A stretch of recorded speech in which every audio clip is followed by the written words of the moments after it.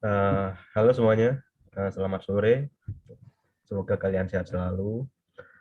Di sini kami dari kelompok 4 Ilmu Negara dengan dosen pengampu yaitu Dr. Tommy Michel, SHMH, akan menerangkan mengenai penerapan demokrasi di lingkungan sekitar.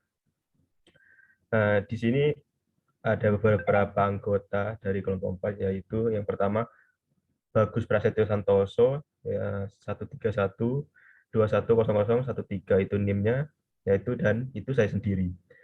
Yang kedua dari Sekolah Alfiananda dengan NIM 13121000053. Berikutnya ada Raden Daru Fajar Nusantara 13121000011. Kemudian ada Abil Fida Ismail dengan NIM 13121000037. Dan ada Sherly Marcelina 13121000027. Dan yang terakhir ada Marveli Timotius Betty dengan NIM 13121000047. Di sini ada pemateri dan peserta. Pematerinya sendiri ialah saya sendiri, Bagus Prasetyo Santoso, dan Rizkullah Rafif Wananda bersama Abil Fida Ismail. Sedangkan pesertanya yaitu ialah Raden Daru Fajar Nusantara yang pertama, yang kedua ada Sherly Marcelina, dan yang terakhir ada Marveli Timotius Betty.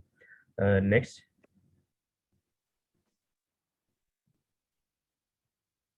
Pengertian demokrasi akan dijelaskan oleh Mas Rizkul. Untuk Mas Rizkul dipersilahkan.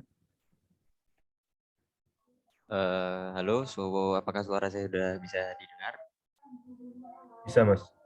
Baik, terima kasih. Di sini saya akan menjelaskan pengertian demokrasi. Demokrasi adalah bentuk pemerintahan di mana semua warga negaranya memiliki hak yang sama untuk pengambilan keputusan yang dapat mengubah hidup mereka. Demokrasi mengizinkan warga negara ikut serta baik secara langsung atau melalui perwakilan dalam perumusan, pengembangan, dan pembuatan hukum. Demokrasi mencakup kondisi sosial, ekonomi, dan budaya yang memungkinkan adanya praktik kebebasan politik secara bebas dan setara. Demokrasi juga merupakan seperangkat gagasan dan prinsip tentang kebebasan beserta praktik dan prosedurnya. Demokrasi mengandung makna penghargaan terhadap harkat dan martabat manusia. Pengertian demokrasi menurut para ahli. Yang pertama, menurut C.F. Strong, demokrasi adalah sistem pemerintahan di mana mayoritas rakyat berusia dewasa turut serta dalam politik atas dasar sistem perwakilan, yang kemudian menjamin pemerintahan mempertanggungjawabkan setiap tindakan dan keputusannya. Menurut Harris Soce, demokrasi sebagai bentuk pemerintahan rakyat, karenanya dalam kekuasaan pemerintahan terdapat porsi bagi rakyat atau orang banyak untuk mengatur, mempertahankan, dan melindungi dirinya dari paksaan orang lain atau badan yang bertanggung jawab memerintah. Selanjutnya akan dibacakan oleh Mas Bagus. Baik, Mas. Terima kasih. Saya akan melanjutkan presentasi dari Mas Rizkul yang tadi, yaitu macam-macam demokrasi. Demokrasi berdasarkan ideologi. Yang pertama itu ada demokrasi liberal.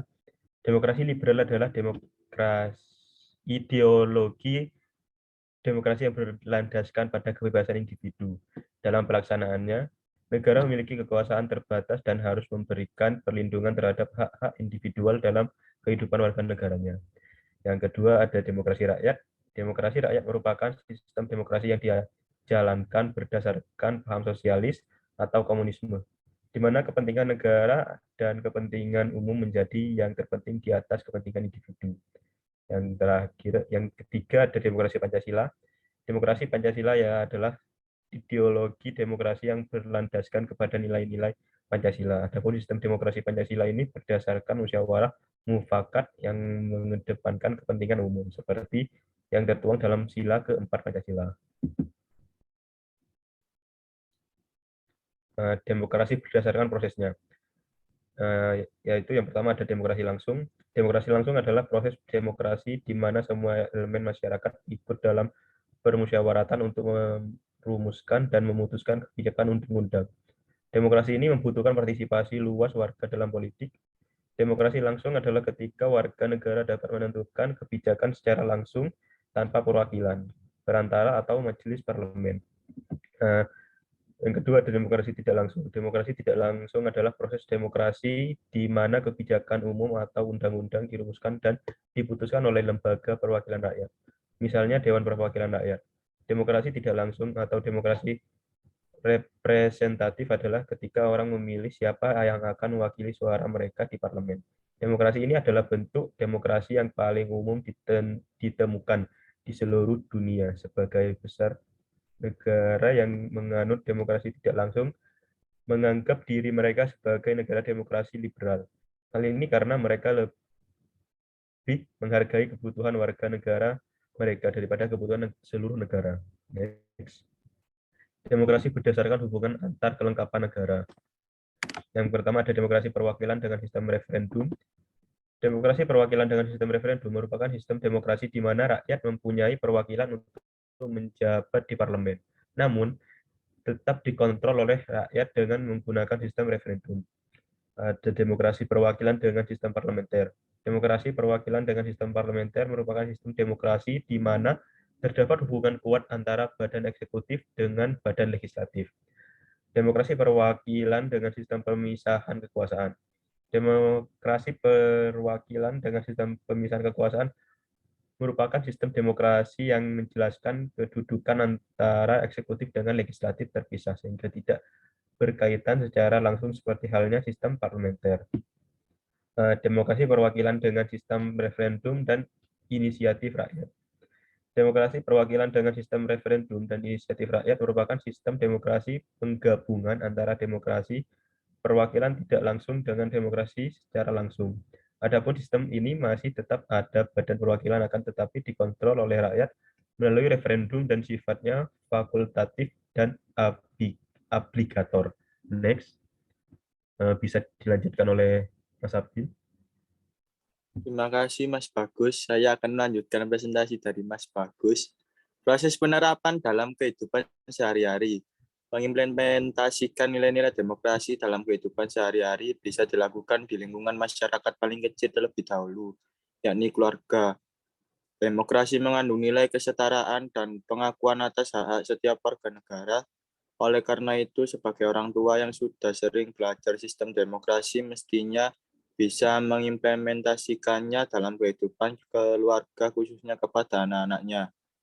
Jika orang tua tidak mendidik anak saling menghormati pilihan dan perbedaan dan memaksakan sesuatu pada orang lain, maka kelak anak akan terbiasa dalam memaksa kehendaknya pada yang lain. Demokrasi tidak terjebak pada tataran prosedural saja, akan tetapi substansi dari sistem demokrasi mesti dijalankan sepenuhnya. Nilai-nilai dasar demokrasi yang harus menjadi karakter bangsa kita adalah adanya kesetaraan, saling menghormati, mengedepankan musyawarat dalam membuat keputusan, bersikap toleran terhadap perbedaan, adanya kebebasan dalam berpendapat, tegaknya supremasi hukum, dan sebagainya. Next. Contoh penerapan demokrasi dalam lingkungan sehari-hari. Pertama, pelembagaan proses demokrasi dan pemilu rutin yang relatif damai. Tidak dapat disangkal bahwa Indonesia telah mampu membuktikan diri sebagai negara muslim demokratis terbesar di dunia dengan rangkaian pemilihan umum legislatif dan eksekutif yang berjalan secara reguler dan relatif damai. Proses pergantian kepemimpinan di partai politik meski selalu diikuti dengan dinamika politik yang tinggi ternyata tetap tidak menghancurkan partai politik yang ada, ujar Niko dalam seminar nasional Kongres Asosiasi Ilmu Politik Indonesia. Dua, pemerintahan yang memiliki legitimasi dan demokrasi. Semenjak presiden dan kepala daerah dipilih melalui pemilihan langsung dan dengan adanya pembatasan 2 periode, legitimasi pemerintah semakin kuat karena ditopang dengan dukungan populer yang nyata sebagaimana tampak dalam hasil-hasil pilpres dan pilkada. Pemerintahan yang memiliki legitimasi merupakan prasyarat yang sangat penting karena banyak demokrasi baru justru mengalami reversal, tutur Ketua Populi Center ini. Next. Contoh penerapan demokrasi dalam lingkungan sehari-hari. 4. Menggunakan kebebasan dengan bertanggung jawab. Setiap warga negara yang hidup di bawah negara dengan sistem demokrasi tentunya memiliki kebebasan dan dilindungi konstitusi terkait dengan segala hak dan asasinya. Namun perlu diperhatikan bahwa kebebasan tersebut merupakan yang haruslah bertanggung jawab. Maksudnya kebebasan tersebut harus pula memerhatikan dan menghargai hak orang lain. 5. Membiasakan taat peraturan. Perilaku taat peraturan ini sudah memudar terutama di lingkungan Indonesia. Taat yang dimaksud baik ketika diawasi maupun ketika tidak diawasi. Contohnya saja sekarang di masa pandemi setiap warga negara yang keluar rumah harus menggunakan masker dan menjaga jarak sekurang-kurangnya 1 meter. Akan tetapi jika kita melihat ke realita masih banyak warga negara yang tidak taat dengan aturan tersebut. Padahal seyogyanya sebuah aturan dibuat demi ketertiban dan keamanan warga negara itu sendiri. Next. Baik, demikian presentasi yang dilakukan oleh pemateri. Mungkin Mas Bagus bisa melanjutkan. Terima kasih. Baik Mas Rizkul, terima kasih. Mungkin itulah materi yang dapat disampaikan oleh pemateri mengenai penerapan demokrasi di lingkungan sekitar. Mungkin untuk peserta yang hadir, apakah ada yang ingin bertanya mengenai penerapan demokrasi di lingkungan sekitar ini? Ada, Mas. Oh, baik, Mbak Sherly, silahkan.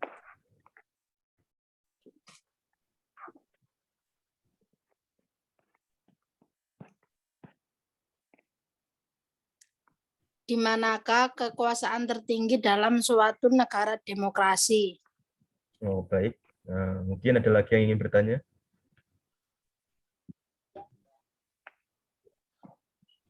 Saya Mas mau bertanya Mas. Oh, baik, Mas Melver, silahkan. Adakah poin-poin demokrasi di dalam Undang-Undang Dasar 1945? Oh, baik, Mas. Saya ulangi ya, soalnya suara Mas Marvel putus-putus. Adakah poin-poin demokrasi di dalam Undang-Undang Dasar 1945? Gitu ya, Mas ya? Iya Mas, betul. Oh, baik, Mas. Mungkin ada lagi, Mas Daru mungkin? Ada Mas, saya mau bertanya, Oh, baik, silahkan Mas. apakah ada manfaat untuk kita dalam menjalankan demokrasi di kehidupan sehari-hari?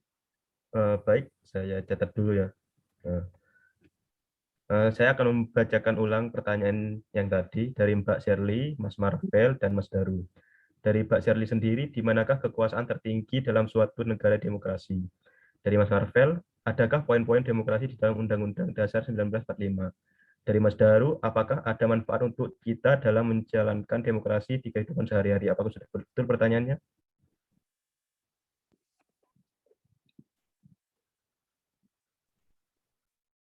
Oh, baik, sudah betul ya. Untuk pertanyaan Mbak Sherly bisa dijawab oleh Mas Rizkul sendiri, dan untuk Mas Marvel, jawabannya bisa dijawab oleh Mas Abil, dan saya akan menjawab pertanyaan dari Mas Daru. Berikan kami waktu sebentar untuk mencari jawabannya saja. Sebentar ya teman-teman.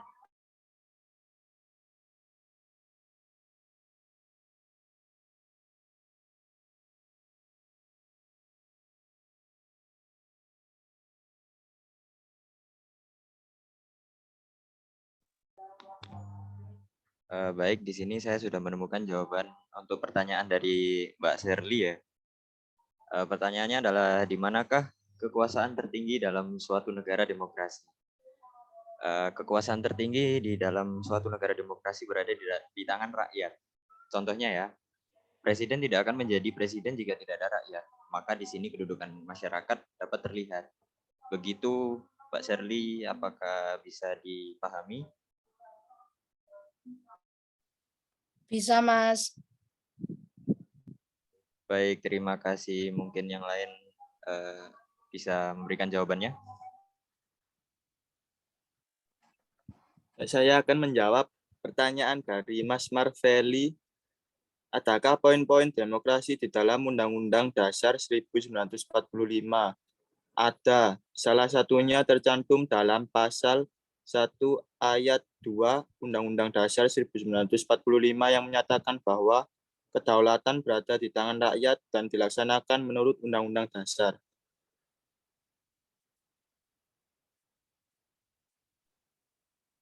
Baik, Mas, sudah jelas jawabannya. Saya puas Iya, dengan Mas. jawabannya, Mas. Terima kasih, Mas. Iya, Mas, sama-sama. Baik, saya di sini akan menjawab pertanyaan dari Daru. Saya ulangi pertanyaannya. Apakah ada manfaat untuk kita dalam menjalankan demokrasi di kehidupan sehari-hari? Menurut saya tentu saja banyak. Meningkatkan rasa empati dan kasih sayang antara para warga masyarakat. Terhindarnya tindakan kekerasan antar warga bermasyarakat. Terbangunnya komunikasi yang baik antar masyarakat, meningkatkan rasa kerjasama dan juga gotong royong, meningkatkan rasa tanggung jawab masyarakat. Itu jawaban dari saya untuk Mas Daru. Apakah jawaban yang saya berikan sudah puas untuk Mas Daru sendiri? Mas Daru, Ya, ya Mas Bagus. apakah sudah puas dengan jawaban saya? Ya, sudah pas, sudah. Baik, apakah ada pertanyaan lagi yang ingin ditanyakan tentang bukan, Mas, saya ingin menanyakan kembali. Apakah ada lagi yang ingin ditanyakan mengenai topik pembahasan pada kali ini, yaitu mengenai penerapan demokrasi di lingkungan sekitar?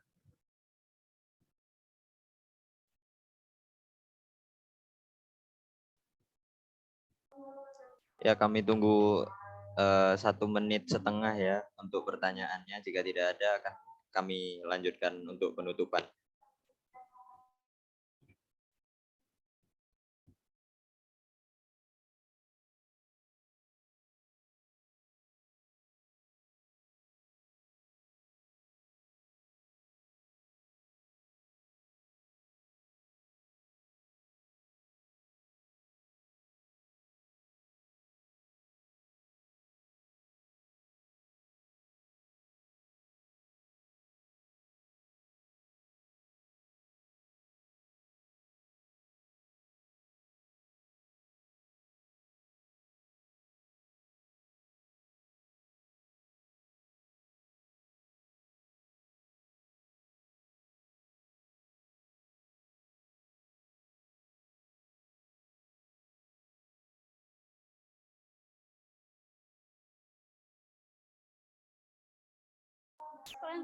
Baik, karena tidak ada pertanyaan, mungkin Mas Bagus bisa ditutup ya.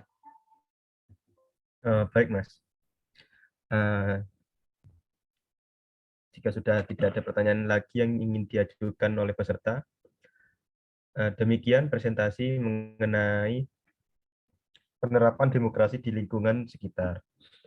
Semoga materi yang disampaikan oleh pemateri dapat bermanfaat bagi peserta yang sudah hadir pada Zoom kali ini. Semoga bermanfaat bagi kalian. Kami pemateri, yaitu Bagus Prasetyo Santoso, dengan Rizkullah dan Mas Abil, pamit undur diri. Selamat siang, selamat sore maksudnya, dan selamat beraktivitas. Terima kasih teman-teman semua.